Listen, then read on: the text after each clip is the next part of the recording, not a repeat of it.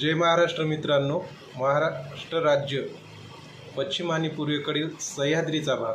आता पावसाळ्याचे दिवस सुरू आहेत आणि जर सह्याद्री जो आपल्या महाराष्ट्र राज्यात सह्याद्री पर्वत आहे, तो सह्याद्री पर्वताच्या पश्चिमेकडील जो भाग आहे म्हणजे पश्चिम महाराष्ट्र, त्याला आपण कोकण म्हणू. कोकणात आणि पश्चिम महाराष्ट्राकडे जास्त जर पाऊस झाला तर सह्याद्री पर्वताच्या पूर्वेकडील भाग, आता सह्याद्री पर्वताच्या पूर्वेकडील भागाला महाराष्ट्र देश म्हणून ओळखलं जातं. तर या भाग जर पश्चिम महाराष्ट्र आणि कोकणात भरपूर पाऊस झाला तर आपल्याला सह्याद्री पर्वताच्या पूर्वेकडील भागात खूप कमी प्रमाणात पाऊस होतो. कोकणात पाऊस पडला की इकडं खानदेशात तुम्हाला दुष्काळ आढळणारच. हे आजपर्यंतचा इतिहास.